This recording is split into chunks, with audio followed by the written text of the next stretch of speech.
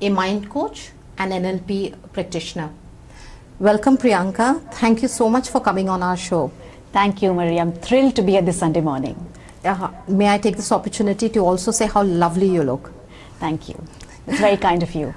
Priyanka, you are, besides a mind coach, an NLP practitioner. I think most of us know mind coach a little bit, but NLP practitioner is something I think many of us have not heard. So can you tell us a bit about it? Sure. So NLP stands for Neuro-Linguistic Programming. Okay. It was created by Dr. Richard Bandler, and in fact, I've been licensed and trained under his academy. All right. NLP works on the presupposition that all the resources, the skills, the talents, the qualities we need to succeed are already lying within us. Okay. You simply need to harness it, tap it, draw it out, or allow yourself to step up to it. How does that work is an NLP coach will show you how to do it.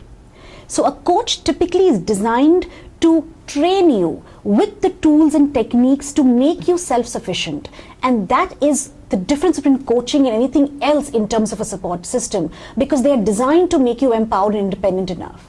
So NLP believes that linguistic structures, which is language, Right. the neural pathways in our brain and behavior are connected. Okay.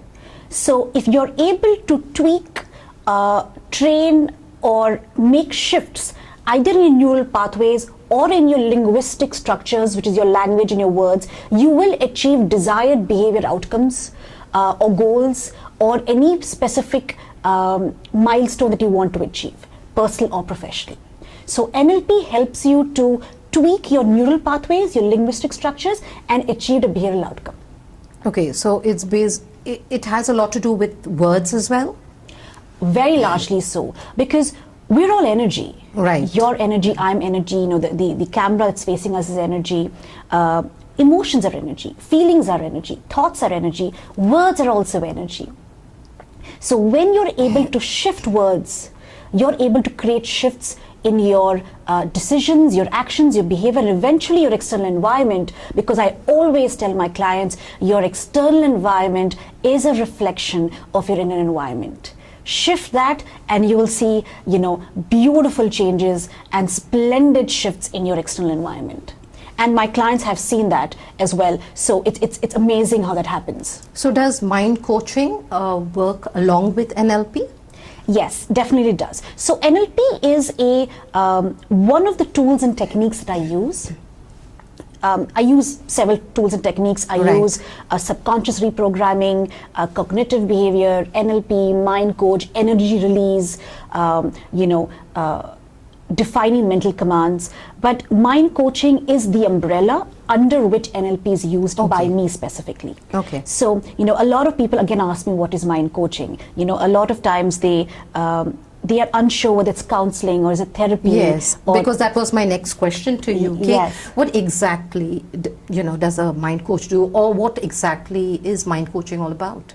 Right. So mindset is everything, Maria. From the time you wake up in the morning to the time you lay your head on your pillow, it's your mindset that is driving your thoughts, your feelings, your emotions, your beliefs, your values, which in turn is driving your daily behavior, your daily decisions, your daily actions, what you think of yourself, your approach towards life. So if you have a positive mindset, you create positive decisions and actions for yourself.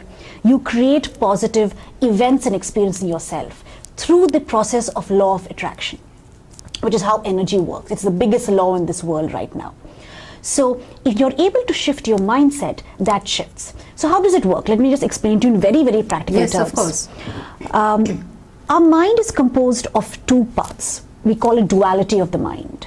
All right. You've got your conscious mind, which is your logical mind, your thinking mind, your rational mind. So right now you're listening to me through your conscious mind. Right. But a lot of people don't know that your conscious mind is just 10% of your mind. 90% of your mind is your subconscious mind. So think of your conscious mind like the boss. The boss gives instructions to the subconscious mind.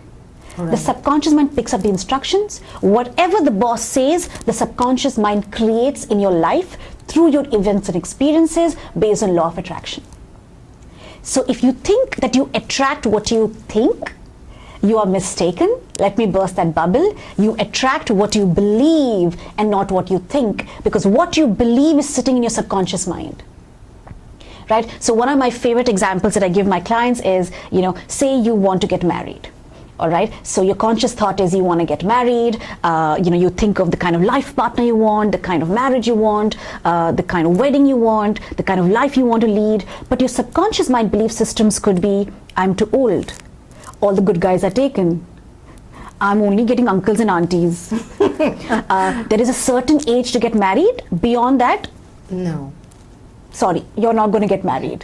Which is what society tells us. It's called societal conditioning, which is what we hear from our parents, our family, or the environment. Or, I actually am quite happy being single. I don't want to really get married, even though my thoughts are I should be getting married. Right. Or, I have a fear of commitment.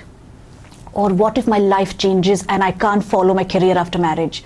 So all these belief systems are sitting in your subconscious mind. Some are conscious, some you're not even aware of. Some could be with you for years and decades. I've had clients who have carrying belief systems since childhood, school and college, and they're not even aware of it. And they don't realize that their life is reflecting those belief systems. So when you shift your mindset, you shift your belief systems, and you create life transformation shifts in your external environment. Okay. So basically you're saying if you really, want something, like you desire something right from your heart and you condition your subconscious, yes, you can achieve that. Absolutely. If you can imagine it, it is possible. Yes. Okay. It's as simple as that. If it's not possible, you would never have imagined it.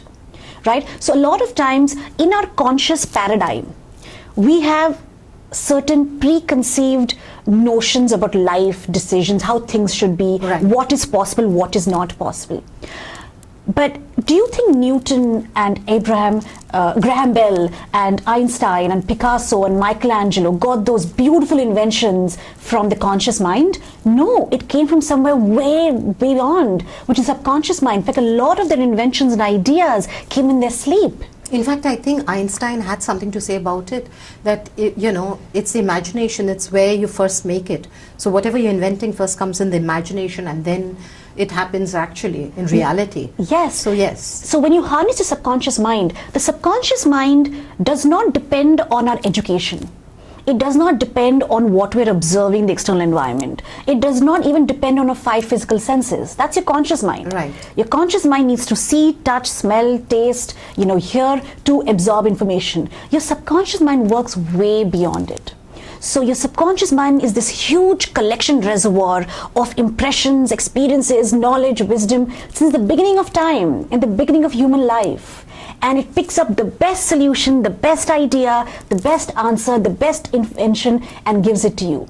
So when you're able to shatter that conscious mind paradigm, that's when synchrodestiny starts happening, serendipity starts happening, opportunities come to you, life starts happening, people come up to you which you never thought is possible. So if you'd asked me when I started studying the mind when I was 21, but I was studying it for my own personal growth and to help me release certain challenges in me. I was very lucky it came to a very young age. Again, maybe it was destiny that I had to learn it, right, because I'm not academically trained to be a mind coach, because you cannot be trained to be a mind coach. There's no school or class or university that teaches you to be a mind coach.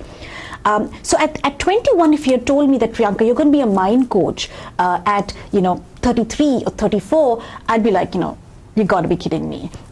I was in a full-fledged job with Marriott India, and that was what I thought was going to be my career for the rest of my life, in hospitality. But that opportunity came from the subconscious mind and not from here, because I didn't even know that a mind coach existed at 21.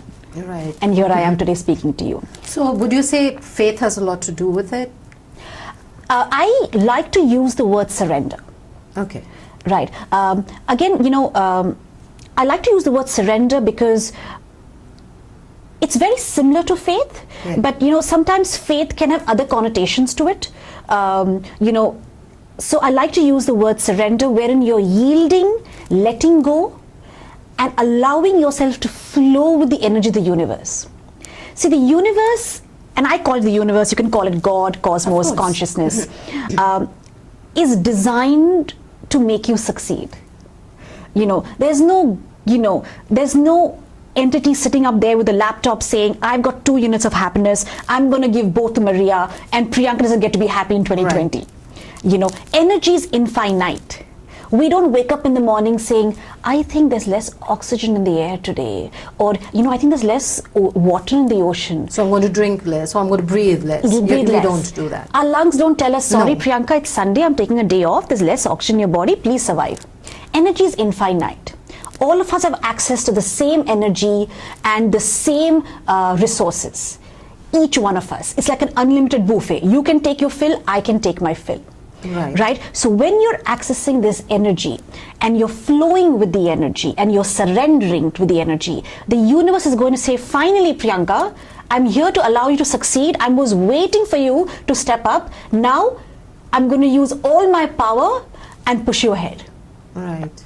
And that's why when people surrender, people, like you said, have faith, or they relinquish certain decisions to God or the cause of the universe, miracles happen, and they're able to achieve things which they felt was not possible, because it's the energy of the universe that is actually driving you to it. It could be a prayer, it could be a mannat, it could be a decision that you take, that I'm going to fast for a couple of days, or take a prasad in a temple, or light a candle in a church, various forms of surrender or faith you have. Or you can just simply say, I'm sent to the universe, you decide what's going to happen. The reins are with you, the car's with you, I'm right back listening to my music, watching the rain, and you take me to the destination. But this is also not the easiest tool. Yes. To shift your subconscious mind, this is actually one of the toughest tools. It is, in fact. You're making it sound very easy. Yes. I from personal experience, I know there are so many times I've made decisions and said, okay, I'm going to let God take over. Yes. But then, as I suppose, as human beings, we all like to put in and do our 2 bit, and say, oh my God, and worry, will it happen? Will it not happen? What am I to do? Am I supposed to do something more? Or should I just step back? Well, we all do that, you know. Priyanka, you're making it sound very easy, but from my past experiences, I know that it is not as easy as you make it sound. Absolutely, and that's where conditioning of the mind comes in, because like you just said, as soon as you decided to surrender, you had objecting thoughts in your mind. Absolutely. Will this happen? Will it not happen? It's never happened before. It's taking so long. Maybe it's not going to happen. I can't see it happening. Because the thing with human behavior is that we need proof. We need evidence. We need something physical, tangible in front of us to believe it. And we want it fast. And we want it that's fast. very important. Yes. Because we all want it very fast. And we want it fast. We are living in this age where everything is jet set. So whatever we want, and we say we are putting our desire out there, and we want to do something, but we want it now, or we wanted it yesterday. It's not, we are going to give it time. So Yes. I suppose patience is another thing that plays a very important role. Correct. Because those objecting thoughts are simply going to reverse your surrender process. Because that's not surrender then, if you have objecting thoughts. Right. And self-doubt and uncertainty. So that's when you condition your mind, you train your mindset, your negative thoughts, you drop your mental noise, you drop your negative thought patterns, you increase your positive thought patterns, you release negative energy out of your body, and you attack it on various ways, and then surrender. But once you get there, then it's free flowing, because the universe, like us, likes speed. Right. The universe does not like delays. It's just like us. So then the universe starts working with speed, and I know from personal experience that it's happened to me at least twice when I've decided to surrender, and my life has transformed in a matter of 2-3 months. So anybody can do it. You just have to train yourself to do it. Once you do it, the mind sees evidence and proof and says, I did it. And the next time it gets easier, and the third time it gets easier, because the mind starts believing that you can do it. Right. And there again comes the belief system. Right. It sounds very exciting. Yes. I'm sure all of us must be waiting, okay, when is going to happen to us, and when will we be able to harness that potential, that energy that is so endless. Priyanka, my next question to you is, with mind coaching, I mean, we are all aware that there are benefits, but can you, explain a few of the benefits in a little bit of detail? Sure. So there are generally two sets of people who'd come up to me and want to hire a mind coach like me. So one set of people are people who have a certain challenge or a limitation in their life. It could be personal or professional, and they want to rewire their conscious mind or reprogram the subconscious mind to release it. So things like, I have a fear of public speaking, very common. I stress, I have this fear, I'm scared of this, I procrastinate, I have anxiety, I have panic attacks, I feel low, I get into minor depression, I overthink, I'm oversensitive, I'm over emotional. These are very common statements that come to me for a mind coach. So that's one set of people who, if they hire a mind coach, are able to release all these challenges. And typically it does not take the subconscious mind more than 28 days to reprogram. It's not because I'm a brilliant mind coach or my clients have exceptional subconscious minds. That's the way it works for everybody. So among my client body of work that I've seen in the past 2 to 2.5 years, the average that I've seen in shifts is 3 to 4 weeks. Wow, that sounds Yes. That sounds very promising. I mean, is it like for everyone? Does this happen for everyone? For most of them, unless it's something very deeply ingrained. Like I've had a case of minor depression. I don't take cases of major depression because that's clinical and that requires a psychologist and a psychiatrist. But minor depression, yes, and it stemmed from a fear of death. And this gentleman who was in his 50s, who was carrying it almost for 20 years, built up over years, he released it, the first ring of his depression, in 45 days. All right. In 45 days. So that's the most that I've seen. But most of my clients have seen a shift in 3 or 4 weeks. It's a journey. It's not an overnight thing. But once you start shifting in 3 or 4 weeks, then it continues and then you see permanent shifts in you. So when you're speaking about, like you said, 3 or 4 weeks, so it is, it's a session that happens either, can a person do mind coaching on their own? I mean, is it possible? So the way I work is, like I told you at the start, I want to make my clients self-sufficient. Okay. That they should not need me after a certain Right. point in time.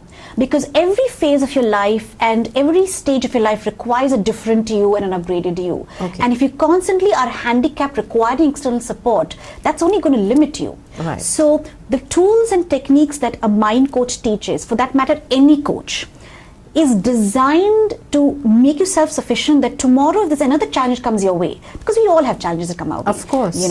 I have to do mind coaching myself sometimes, because I also have challenges in my life. But as long as I know how to do it, I can do it on my own tomorrow or 1 year later or 5 years later, and I will achieve the same results because the mind is the same, the reprogramming is the same, the techniques are the same. It's not just going to that the change. problems are different. Correct. And there are different, techniques, like you said, that for this I will use this technique, or for this I'm going to use that technique. Yes, I'll give an example. So I had a client of mine in April who had anxiety and stress because of the coronavirus. Of course. This is when it had just come in, and we just had 7 cases in India, in Goa, and then we went to the green zone. So she had, just about 3 to 4 sessions with me, and she shifted, her anxiety dropped, and she was perfectly all right. She went back to work, and things were normal. 2 months later, green zone ended and the cases increased.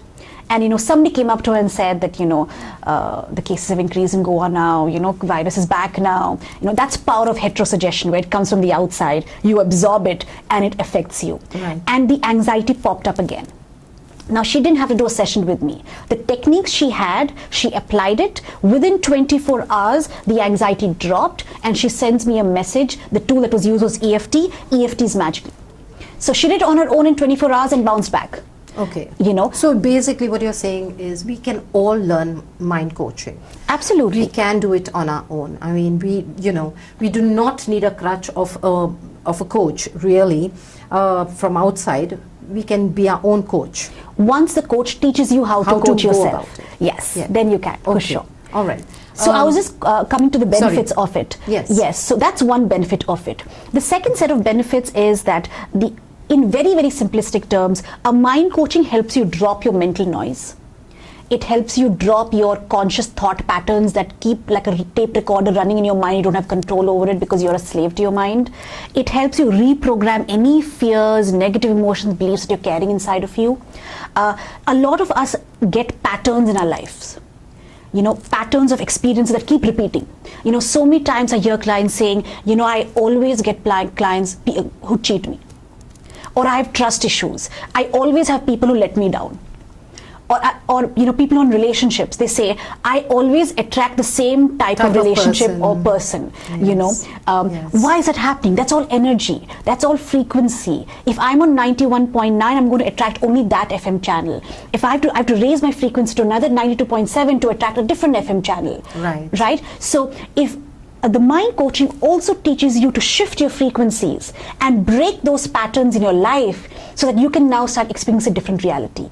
So it works on a conscious mind level, it works on a subconscious mind level, and it works on energy levels.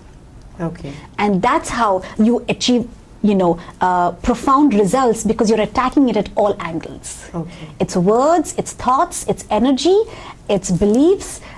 In all angles, it's attacking it. Right. I wanted to ask you, Yes. as a mind coach, we have mind coaches, we have counselors, and we have other professionals who are there to help us. So what is the difference basically between a mind coach and a counselor? So a counselor or a therapist typically have sessions over a period of time that help to address a specific challenge in your life or a specific outcome. It could be, relationship, marriage, career, any other personal limitation, problem. And in the coaching sessions, as you speak, as you go through those sessions, you get relief. Okay. So that's a counselor. A therapist, whether it is a clinical hypnotherapist or a past life regression analyst or a Reiki or other kinds of therapists, they perform a therapy on you, and in that therapy you get relief. A psychologist typically are those who have a master's in psychology, and most of them also have PhDs. They use both, both the techniques of listening as well as doing a therapy or something on you? Yes, so they are licensed to apply psychological therapy and research-based approaches. Okay. Which they have studied. Right. So, but they largely, which is psychologists or psychiatrists, they work on assessing and making clinical evaluations of mental health and mental illness challenges. Okay. So they usually work in the space of mental health and mental illness. And in their assessment and clinical evaluations and through their research-based approaches, it could be cognitive behavioral therapy, it could be psychotherapy, it could be psychoanalysis. They've got various techniques. They help to fix that mental health and mental illness issue. Okay. So example in point, if a client came to me with, say, bipolar disorder or schizophrenia or clinical depression, a mind coach cannot address this. So I have a duty to transfer these clients to a psychologist or a psychiatrist. To a medical practitioner. A medical practitioner. So that's a primary difference between a counselor, therapy, and a psychologist or a psychiatrist. Okay. Can we just go and check some questions? Sure. Okay. There's someone who says cheers, and exactly. So I suppose this is Yuresh Salgaonkar who says, I agree. And there is another person, Katie Rao, who says surrender and let go. I do agree, we do need to let go, but then again, as I said, it is not as easy as you make it sound. Yeah. There is a lot of work involved. My next question to you is, these are challenging times. I mean, excuse me, even I think people with a strong, mind find it difficult right now with all the challenges that COVID has brought up. The first thing is the fear, the anxiety, oh my goodness, what's going to happen? What happens if I get that? I don't want to be quarantined. What is it to be quarantined? So what are the other fears that you have handled? What are the fears that are common today? So the topmost challenges that have been coming to me is, number one is stress and anxiety. Yes. It could be virus related, it could be job related, very big one financial related. Oh yes, of course. And it also could be related to personal challenges at home, because everybody's at home right now in Right. lockdown. So there's a lot of personal friction that's also happening because people are Yes. not used to it. Second one is the fear of failure, a very big one, but that's mostly related to business. Am I going to fail my business? I'm a first-time entrepreneur. I've just started my business. There's no money coming in. There are no clients. How am I going to pay my EMIs, my loans? The fear of failure. The third thing, very interestingly, is there are a lot of clients who are stuck and lost. They don't want the lockdown to end because they don't know what they're going to do after lockdown ends. How do I rebuild? How do I restart? I'm feeling stuck. I'm lost. I don't know where to go, and I hope this lockdown does not end. Incredibly, they also have these kind of thoughts because I don't know how to start again. So the fear of uncertainty, the fear of the future, Right. comes from that being stuck and lost. So I also have a lot of students who are my clients who are stuck and lost when it comes to the future. Right. 11th grader, a 12th grader, also I've had in this lockdown at least 4 to 5 students have come to me on this particular element. And then you have overthinking. Very common challenge comes to me. I overthink, I can't control my thoughts, and I'm negative, and because I'm negative, I'm only experiencing negative in my life. But it is a cycle. I mean, with a situation like this, the first thing is the fear of the unknown. What is going to happen tomorrow, day after tomorrow? Yes. Like you rightly said, it's fear, it's anxiety, and it's all to do with the uncertainty. Yes, and let me tell you why your mind fears it. Right. There is a reason to it, and it comes from our tribal programming. So all of us come from tribal roots and tribal structures. Cave age, we were all cavemen, cavewomen, living in caves, in tribes. And at that age, it was very simple. Survival of the fittest was the mantra. So Right. if you were connected to a tribe, you survived. If a tribe rejected you, you would die. Wild beasts would kill you, nature would kill you, or another tribe would kill you because you couldn't protect yourself. Right. So the mind got wired very early in the human evolution to say that connection, or what is familiar or who is familiar, is safe. What is not familiar is unsafe. It's threat, it's death. So the mind got programmed to protect you from what is different, what is unfamiliar, what is change, or something you're not aware of. Now let's move to the contemporary world that we live in today. We no longer live in a world where survival of the fittest is the mantra. That if we leave our homes, we don't know whether we're going to come back in the night or not. Even in this current challenging times, we are going to still come back home. But the mind has not changed. The mind still says familiar is safe, unfamiliar is death and threat. So I'm going to use all my power to protect Priyanka from it. Now do you realize why there is so much of stress and anxiety? Because lockdown is not familiar. Not having money coming in is not familiar. Not being able to go to your business is not familiar. For students, not being able to go to school or colleges is not familiar. Online teaching is not familiar. Online studying is not familiar. The virus is not familiar. Suddenly you're seeing people passing away. That is not familiar. Or falling sick, or being falling quarantined. sick, or quarantined. Yes. So the mind is saying, "Oh no, what's happening? Let me protect Priyanka," and it protects Priyanka by all of these challenges, whether it's stress or anxiety or fear, to protect you from it. Now these are bigger challenges. It can happen even in small habits. How many of us have taken a decision we're going to wake up in the morning and start exercising, and as soon as that alarm rings and we snooze it, the mind gives us every reason not to wake up? Priyanka, Monday, let's do it on Monday. Yes. It's Sunday. It's a weekend. It's a weekend. Let's sleep in. Priyanka, it's raining outside. What are you going to go out and run and walk? Let the monsoons end. Properly, we will start our exercising once gyms open in October. Right. It gives you every reason to protect it.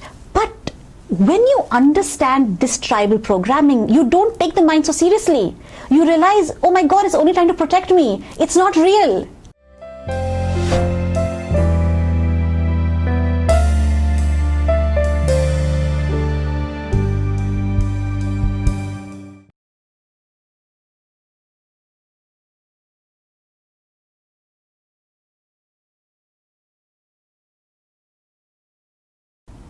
So you're going to push back. You're going to push back saying, no, I want to wake up in the morning. I want to get lean. I want to get more fit. I want to get more healthier. You do it once, you do it twice, you do it thrice. Fourth, fifth time, the mind stops objecting because it's got familiar with it and it becomes you.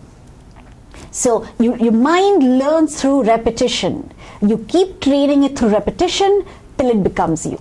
It becomes a habit. Yes. So, stress, anxiety, and all these challenges is simply your mind protecting you from what it finds unfamiliar.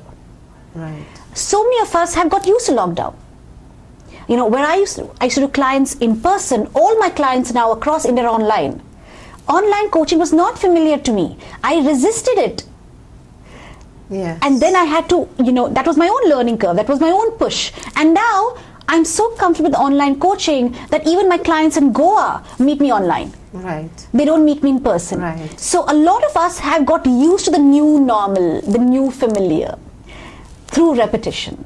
So you can create anything unfamiliar familiar, and the mind will be okay with it. Okay. I don't know, if this is an appropriate question, but for people like who have lost their jobs, and the fear is, how am I going to manage? There is no money coming in. Right. I have a family to feed, and so what would you suggest to these people? Like how should they cope? What should they do? Right. So there are certain factors that are not in our control. Right? So I can't control the external environment. I can't control the companies I'm sending my CV to or I'm getting interviews in. What I can control are my own emotions, my own mindset. And I know that once my mindset shifts, the external will automatically shift. So I'm only going to concentrate on my own mindset, not the external. Because if I start thinking about the external factor which is not in my control, it is going to shatter me. Right? So there are 2-3 ways you can, let's take this example. We will tackle this with words and with energy. Okay? So the words you're going to start using is, I am fearless. I am enough. I can do it. I am enough to get a job. I am fearless. I will get a job. I will get by. I have phenomenal coping skills. Now, why have I used these words? These words are not affirmations. I'm not a very big advocate of affirmations. I find affirmations very vague and ambiguous, and the mind objects to it. What's the difference? So affirmations are, I'm grateful, I'm abundant, I'm a rock star, I'm confident, I am living my life in abundance, I am a money magnet, I'm a magnet of love. So many of these affirmations work. But a lot of times they don't work, and then you stop saying it. So how are these affirmations different from what you had said? Because your subconscious mind was born free, enough, fearless, with no negative emotions or fears. Have you ever met a baby or a toddler or a young child who has a fear? They don't even know what's a fear. They have no negative emotions in them. So your subconscious mind is born whole. So if you ask a 4-year-old, to go up and sing a song, recite a poetry, or do a dance, they'll happily go and do it in front of uncle and auntie. Yes. You ask an older kid, how could Lena? I'm not a child anymore. Inhibitions have set in. So no subconscious mind is born with it. So when I say I'm fearless, I'm enough, I have phenomenal coping skills, these are mental commands and not affirmations. The mind cannot object to this because you were born like this. So basically it is a universal truth that you're saying when you say I am enough, I am fearless. Yes, it is a subconscious, it's your original authentic state. It's how you were born.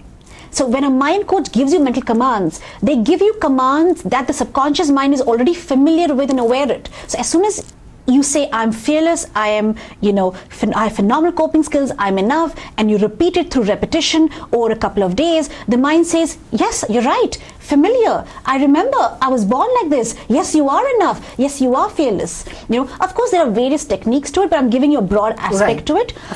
So you start off with these commands. And these are words, and we know words are energy too. But tell me something. Can energy be destroyed, Maria? No, absolutely. Can you create energy? I think it's already there. So we are shifting it, is it? Perfect. Energy cannot be created, destroyed. It's already there. It's infinite.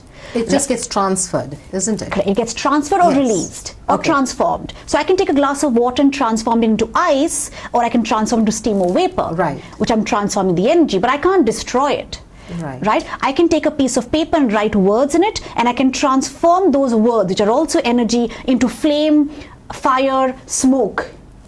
I can transform that, but I can't kill it. So this fear that I won't get a job, this stress, this anxiety is nothing but energy sitting in your body, like a pain body. And it is there. It is there completely. And it's growing. And as you keep feeding, it's growing. Because the law of the universe is wherever awareness flows, energy grows. And right now my awareness is completely at this space that I don't have a job. And that energy is growing, and along with it all the fear. So I have to remove that energy too. And one of the most powerful techniques to release energy, which I've used on all my clients and I've used on myself for 10 years, is emotional freedom technique. It is an international technique. In fact, in America, it's taught in schools. To help children learn how to regulate and release negative emotions. While there is a process to it, a very simple takeaway that I can give you right now is EFT basically operates on the presumption that you have certain energy points in you. They're called energy medians. That when you start tapping on them, they start activating the energy fields and releasing it. Okay, it is extremely powerful.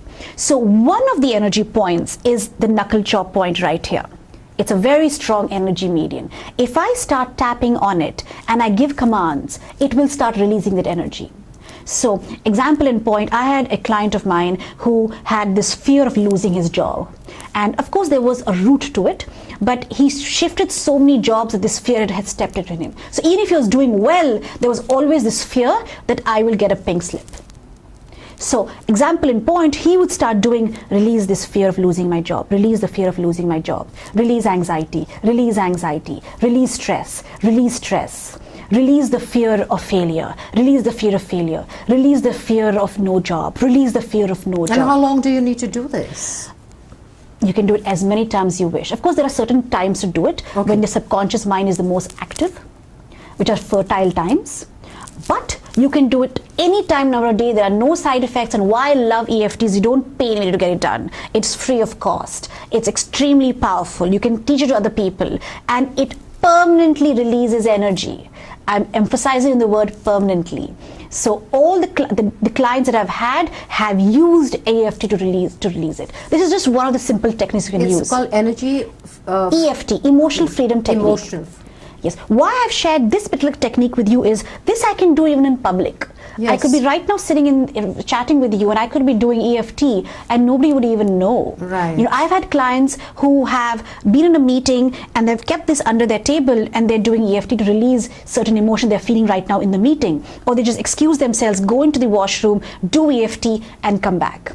So if there is somebody out there who has a fear of unemployment, or I don't have a job and all of that, first thing is I'm enough, second is I'm fearless, third is I have phenomenal coping skills. The mind learns through repetition, so start this in the morning, during the day whenever you wish, at night before you go to bed. Remember, your subconscious mind is active and dominant when you're sleeping, so it's still working when you're sleeping. So if you do it before you go to bed, it's still reprogramming you.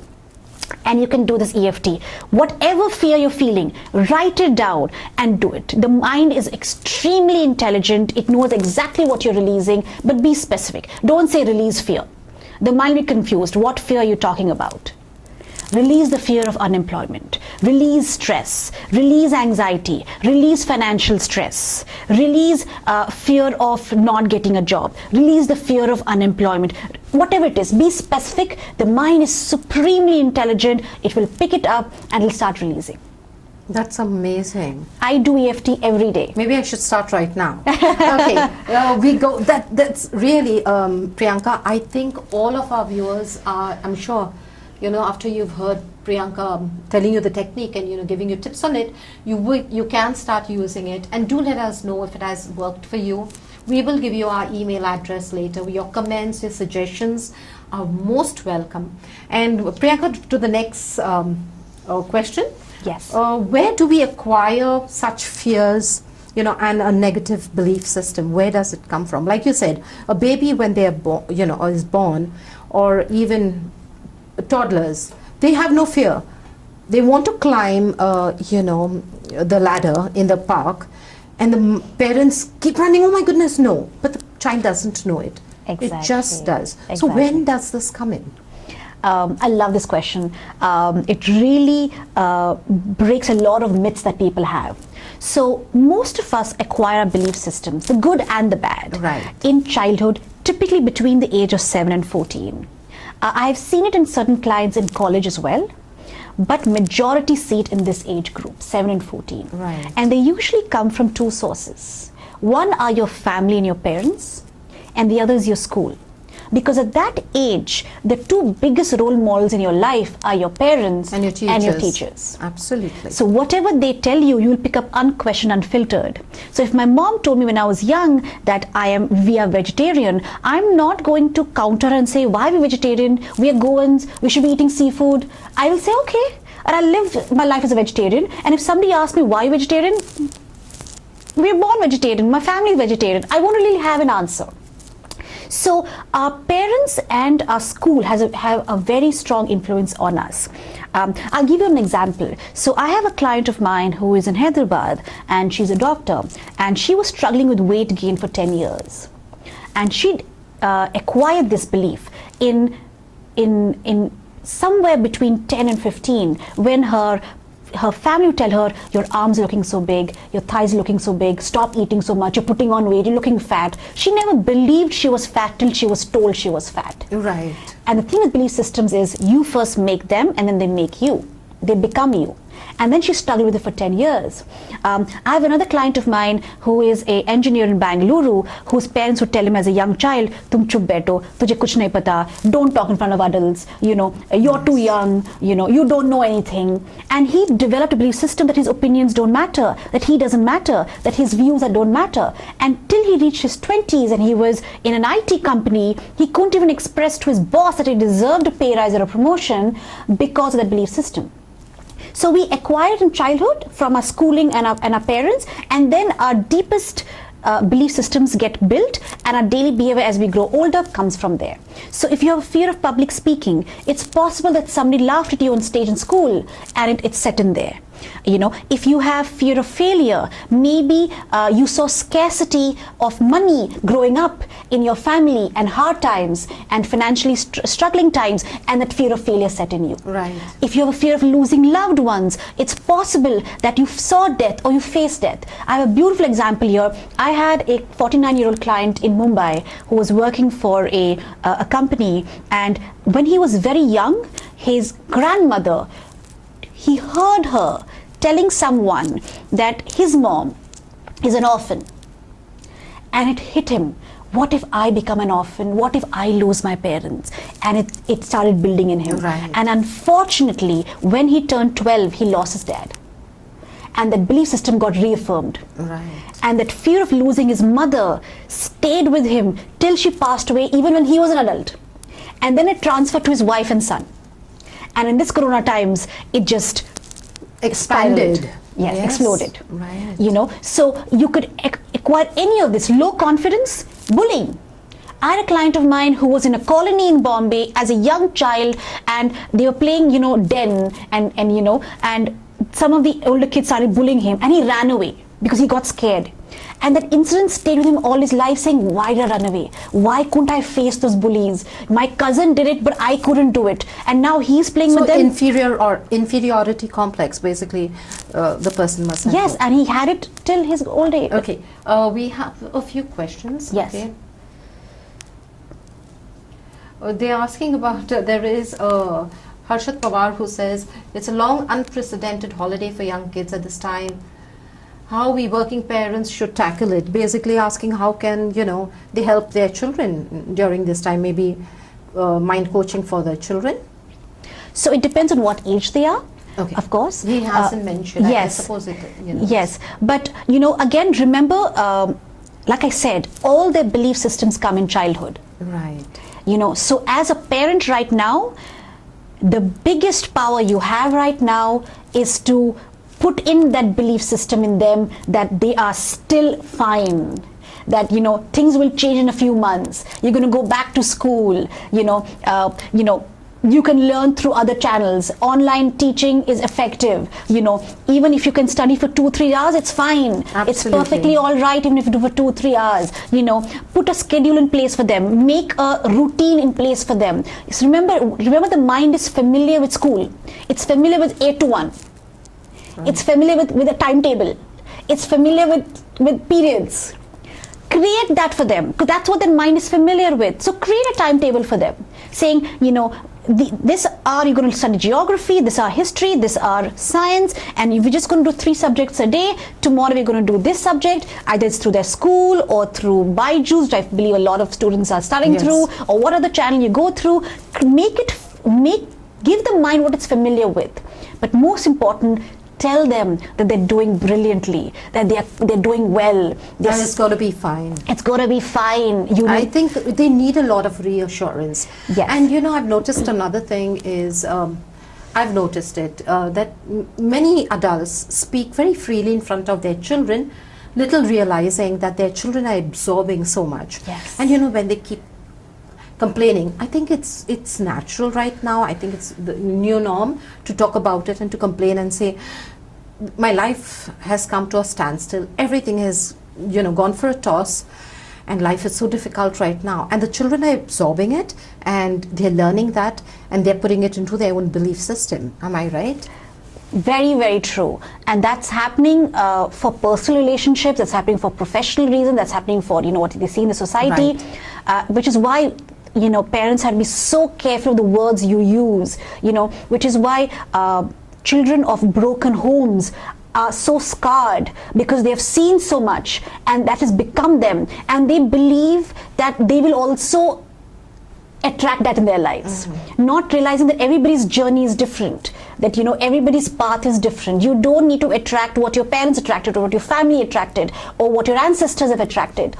So you'd be so careful of the words you use. Even sometimes we don't like a relative, or we don't like a family member, and we make comments, and the child responds exactly that way in the presence of that family member, without even the child realizing it. Right. That's so true. A lot of times parents put down the school and teachers in front of the students. Yes. Oh, this is a useless school, or the teachers are useless. Imagine what the child is going to feel when they go back to the school, that I'm going to a useless school. And imagine what that's going to do to the confidence of the child, that if I'm going to a useless school, I'm also useless. Right. You don't know how belief systems, the tributaries grow. So parents have to be so careful of the words you use, because it's sculpting their deepest belief systems. It is. There is Milind Natikar who's asking, what type of specific mind coaching do you need for sales professionals? For sales professionals, from what I've seen, is they could have a fear of targets. Right. They could have low confidence when it comes to pitching in their sales to clients. They could have inferiority compared to their colleagues who are doing well. Better than them, yeah. Yes. Or they could just simply feel that I'm not enough to get promoted. I'm not enough to meet my targets. I'm not good enough to grow in the company. This is all that I can do. I can't do more than this. Yeah. So what kind of training would you recommend for the them? Same thing. They need to tackle it on an energy level, where they release the existing energies, release the negative energy, rewire yes. it, and then, so imagine if I put a glass of water in front of you, which is full. Right. If I keep pouring water in it through words, I'm confident, I'm fearless, I'm enough, I can do this, the water is going to spill out. Because the cup is already full. I need to release some of the water, create space for the new water, and then the shift starts happening. So that's exactly. So you're saying, when you're talking about the water, it represents the negative thoughts, the negative ideas that we already have within us, which needs to be released simultaneously to the commands come in. So then you can put in the positive thoughts. Correct. And it makes it more effective then. Exactly. Right. Exactly. Right. Milind, I hope she has helped you with your question. And yes, the next question we have is, you have answered it, which is what is the difference between mental commands and affirmations. Right. Now, I have read books on affirmations and how they work, but sometimes they don't. Sometimes they don't. We just have about 8 minutes, so a few more questions, Priyanka. I mean, this is really, really interesting, and I'm learning so much. I wish we had more time, but 8 minutes it is. So, could you answer this? Okay, why do affirmations sometimes do not work? The example of the cup. So I could use all the words to the moon and back that I'm confident, right, but my belief system is that I'm useless, right, I am not good enough, that I've always been told by my parents or family or relatives, friends, that I'm not good enough, right, that something is wrong with me, or various other destructive commands that have come to me through heterosuggestion. So I could use all the words, but the energy is the dominant factor. The energy is the boss, not the words. So I need to remove the energy simultaneously along with the words, which is why sometimes affirmations don't work, because I could say whatever I wish, and then the mind is going to say, no, no, no, rubbish. No, no, this is stupid, this is rubbish. Yes, yes. Affirmations don't work. Look at yourself in the mirror. Look what's happening in your life. Look what people are telling you. Look what you have experienced all your life. Do you really think you're confident? You failed all your life, and now just by saying confident, you're going to be confident. No way. The mind will object to it. So you have to tackle it at the energy level and the mind level, and anybody can shift anything, including Mr. Natika's staff who have, who are in sales. Yes. They can remove that too. Right, right. The next question is, how do we practically inculcate positive thoughts daily? It's like you said, it's a work in progress. It's not like a magic pill that you do it for a week and it's done. It's not like that. Right. So how do we do that? So the first thing to inculcate positive thoughts is to first drop the negative thoughts. Otherwise, there's no space for the positive thoughts. So some of my very effective and popular techniques that I teach to drop mental noise is, number one, drop the coal. If I was to put a hot burning coal in your hand, what would you do? You'd drop it, you'd fling it away. So if a negative thought, a harmful thought comes in you, you should be able to drop the thought as well. Because can your hand move without your permission? No. Can your mouth open without your permission? No. But does your mind work without your permission? Yes. At the end of the day, the hand, the mouth, and the mind are all tools. They are your tools. It's just the difference is that everything else you are a master of, but here you are a slave to your mind. Right. So you start training the mind to start taking commands from you, because at the end of the day, the mind is just a tool. It's not you. You are not your mind, just the way you are not your hand and you're not your mouth. So the first thing you do is drop the coal. A negative thought comes in, Priyanka, drop the coal. It's a super effective technique. The mind immediately drops a thought. That's one. Another one that you could use is, Priyanka, are you present? The beauty of this command is the mind has to go in the now, in the present to answer yes. We mostly live in the past and in the future. The mind lives in the past and the Yes, future, we do, not you. we do. Yes, yes, which is why it does. So it goes back or it goes forward, but it doesn't stay in. And as soon as you say, Priyanka, are you present? The mind has to come in the now and say yes. And as soon as you come in the now, the mental noise gets cut, because it's no longer in the past or the future. And the third technique that you can actually use is, so one is drop the coal, second is am I present, and the third thing is, I'm going to ask you this. In this moment right now, Maria, is there anything lacking in your life right now? In this moment? In this moment? No. Now, I'm sure you have your set of stress and tension and challenges in your life. But in this moment, you told me no. No, it because isn't. the moment is always complete and positive and pure and whole. And the mind, as soon as it came in the now, it said no. It didn't remind you of all your worries and your stress and your anxiety or any of the challenges you're facing in your life right now. Right. So you train your mind to say, Priyanka, in this moment, right now, is anything lacking in your life right now? The mind has to say no. But what happens, for me, I am fine, I'm normal. But there are people who are sick out there, who are going through a lot of pain. And if they ask themselves this question, okay, are you all right now? Are you okay right now? The answer is no. What happens then? So these techniques cannot be worked in isolation. So when I'm using these these mental noise techniques, I'm also doing EFT, I'm also doing mental commands, I'm also doing other energy release techniques. It can't work in isolation. Right. But I can't the whole day do mental commands. I can't the whole day do EFT. I can't the whole day do advanced energy release techniques. So if I'm at work and I have a negative thought in my mind, I have to drop it there and then to continue my work. So I am going to say, in this moment, Priyanka, is anything lacking in your life right now? No. Continue. Priyanka, drop the call. Continue. Priyanka, are you present? Continue. It's not a solution, but you're tackling it from various techniques, but it's one of the ways to drop your mental noise in the now, right now. Right. So like you said, it is not just one thing that will help you to control your mind or gain some control over your mind, but there are various techniques that you can do it. And I think we just have one or two more.